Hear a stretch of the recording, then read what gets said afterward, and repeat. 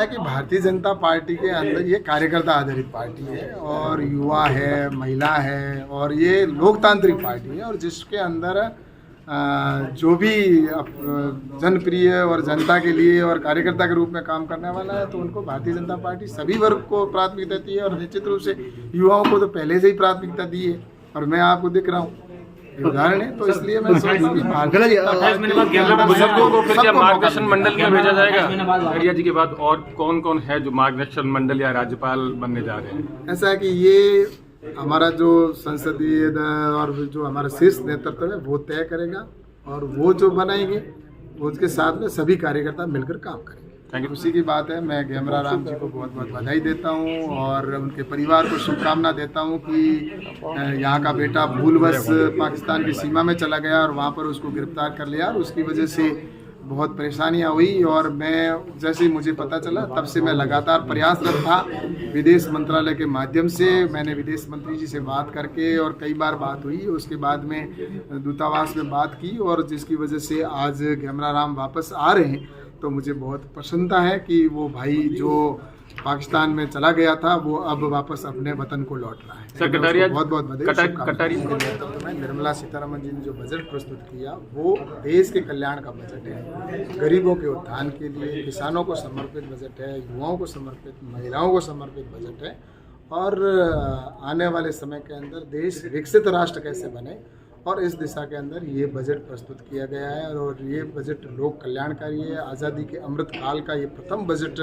जो प्रस्तुत किया गया है जिसमें बजट को बढ़ाया गया है। यूपीए की सरकार के समय में सिर्फ 15,000 या 16 लाख करोड़ रुपए बजट होता था, जो अब बढ़कर बजट 45 लाख करोड़ रुपए कर दिया गया है और इसके साथ ही डिफेंस का भी बजट बढ़ाया गया है और इसके साथ ही रेलवे का भी बजट है जो लगभग यूपीए के समय से अभी तक 9 गुना वृद्धि कर दी गई है आज, और कृषि का भी बजट है वो भी बढ़ा है। और मैं तो ये कहता हूँ कि आने वाले समय के अंदर गरीबों के कल्याण के लिए और अंतिम व्यक्ति के लिए समर्पित ये सरकार काम करेगी और ये बजट है वो निश्चित रूप से मैं इस अवसर पर देश को बहुत बहुत बधाई देता हूँ कि ऐसा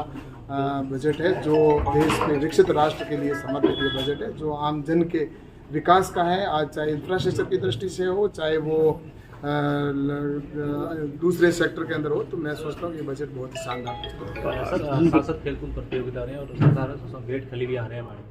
हाँ, बाड़मेर के अंदर सांसद खेलकूद प्रतियोगिता का आयोजन होगा जिसके अंदर कबड्डी की प्रतियोगिता होगी और लीग मैच के आधार पे होगी। पहले ये विधानसभा के स्तर पर प्रथम, द्वितीय और तृतीय स्थान पर आएंगे, उसके बाद में लोकसभा स्तर पर ये टूर्नामेंट होंगे कबड्डी के और इसके साथ ही मैराथन दौड़ भी होगी और लॉन्ग जंप, हाई जंप और इसके साथ ही गोला फेंक है, तस्तरी फेंक है, इसकी भी प्रतियोगिता की जाएगी और इसमें विशेषकर हमारी बहनों को भी खेलने का अवसर मिलेगा, उनके लिए भी अलग से टूर्नामेंट इसके साथ की जाएगी। और बाड़मेर जिले में पहली बार रेसलिंग की जाएगी, यानी कि ग्रेट खली यहाँ पर आएंगे और उनके साथ में 20 या 15-20 ऐसे रेसलर आएंगे जिन्होंने कभी न कभी किसी देश के अंदर रेसलिंग की है। ऐसे अंतर्राष्ट्रीय स्तर के रेसलर यहाँ पे आएंगे और जिसमें वो यहाँ पर बाड़मेर की धरती के ऊपर वो रेसलिंग करेंगे यहाँ पे और सबको दिखाएंगे और खली स्वयं यहाँ पर रेसलिंग करके और यहाँ पर अपना प्रदर्शन जिस तरह से वो करेंगे, तो मैं सोचता हूँ कि ये पहली बार यहाँ पर होगा ताकि आने वाले वक्त के अंदर यहाँ पर भी रेसलर तैयार हो, हमारे युवा हैं वो खली के जैसे बलवान तैयार हो और इसके लिए यहाँ पर सांसद खेलकूद प्रतियोगिता के अंदर ये भी कार्यक्रम रखा गया है। तो मुझे लगता है कि आने वाले समय के अंदर यहाँ पर भी एक अकेडमी स्थापित हो जिसके अंदर रेसलिंग सिखाई जाए, तो इसके भी मैं प्रयास करूँगा। तो इसी दिशा के अंदर युवाओं को हम कैसे खेल की ओर आकर्षित कर सकें और ताकि ये सांसद खेलकूद प्रतियोगिता निरंतर कैसे चलती रहे, तो इसके लिए मैं सोचता हूं कि निश्चित रूप से ये एक कदम मेरा प्रयास है और मुझे विश्वास है कि इसमें आप सबका सहयोग रहेगा, पूरे क्षेत्र के लोगों का सहयोग रहेगा और खिलाड़ियों से भी मैं निवेदन करूंगा कि आप सब आएँ और इस खेलकूद प्रतियोगिता में भाग लें। सर, पुलिस अधिकारी विष्णुकांत के मामले के अंदर विधायक कृष्णा पूनिया है, उसके खिलाफ कोर्ट ने गैर जमानती वारंट जारी किया है। इस तरह के आदेश अगर होते हैं उससे क्या कहेंगे आप? अकेला जी एक बता दो, इस साल 2022 का जो चुनाव है, इस चुनाव को लेकर गुजरात की तर्ज पे इस बार भी बीजेपी युवाओं को मौका देगी? ऐसा है कि भारतीय जनता पार्टी के अंदर ये कार्यकर्ता आधारित पार्टी है और युवा है, महिला है और ये लोकतांत्रिक पार्टी है और जिसके अंदर जो भी